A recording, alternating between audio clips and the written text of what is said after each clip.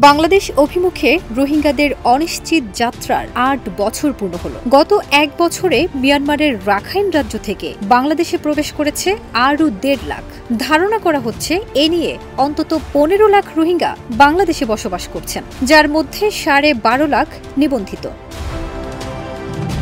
এভাবে বছরের পর বছর ধরে বাংলাদেশে বাড়ছে রোহিঙ্গা শরণার্থীদের সংখ্যা। এতে করে দক্ষিণাঞ্চলের মানুষদের নানা দুর্ভোগ পোহাতে হচ্ছে প্রতিনিয়ত। বাড়ছে বিভিন্ন অপরাধ, মাদক পাচার ও অবৈধ কার্যক্রম। রোহিঙ্গাদের নিরাপদ ও মর্যাদাপূর্ণভাবে মিয়ানমারে তাদের নিজ আবাসভূমিতে প্রত্যাবাসনের প্রস্তুতি চলছে গত কয়েক বছর ধরে, কিন্তু সে কার্যক্রমও নেহায়েতই ব্যর্থ হয়েছেন তৎকালীন সরকার।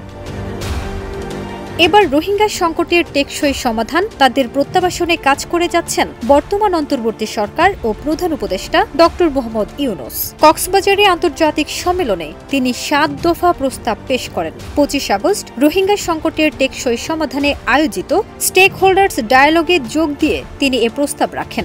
I am happy to speak at this very important stakeholders dialogue in Cox's Bazar today. প্রধান উপদেষ্টার ৭ দফার প্রস্তাবের প্রথমেই রয়েছে রোহিঙ্গাদের দ্রুত, নিরাপদ, মর্যাদাপূর্ণ, স্বেচ্ছামূলক ও টেকসই প্রত্যাবাসনের জন্য একটি কার্যকর রোডম্যাপ তৈরিতে কাজ করতে হবে। দ্বিতীয়ত, ২০২৫ থেকে ২৬ সালের যৌথ প্রতিক্রিয়া পরিকল্পনার অর্থ ঘাটতি পূরণে আন্তর্জাতিক দাতা গোষ্ঠী ও মানবিক অংশীদারদের অব্যাহত সহায়তা জরুরি।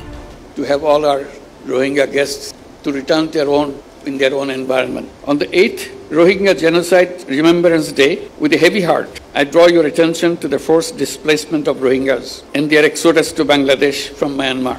তৃতীয়ত, রোহিঙ্গাদের বিরুদ্ধে সব ধরনের সহিংসতা অবিলম্বে বন্ধ করতে হবে। একই সঙ্গে মিয়ানমারের ভেতরে বাস্তুচ্যুত রোহিঙ্গাদের দ্রুত নিজ ঘরে ফিরতে দিতে হবে। চতুর্থত, রোহিঙ্গাদের সঙ্গে গঠনমূলক আলোচনায় বসতে হবে, যাতে পুনর্মিলন, অধিকার পুনঃপ্রতিষ্ঠা ও প্রত্যাবাসন সম্ভব হয়। পঞ্চমত, মানব পাচার, মাদক পাচার, ছোট অস্ত্রের চোরাচালান সহ সীমান্তবর্তী অপরাধ ও মোকাবেলার উপর গুরুত্ব দিতে হবে। ষষ্ঠত, মিয়ানমার, আরাকান আর্মি ও অন্যান্য সংঘাত পক্ষের সঙ্গে সম্পর্কের ক্ষেত্রে আন্তর্জাতিক সম্প্রদায়কে সংকট নিরসনের স্বার্থে পদক্ষেপ নিতে হবে।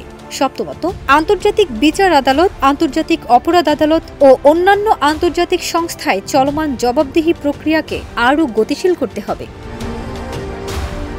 এর আগে গত মার্চ মাসে পবিত্র রমজানে জাতিসংঘ মহাসচিব অ্যান্তোনিও গুতেরেস সরাসরি রোহিঙ্গা ক্যাম্পে যোগ দিয়ে ইফতার করেন। প্রধান উপদেষ্টা সেই স্মৃতিচারণ করেন। ফারজানা নিকিতা, দেশ রূপান্তর।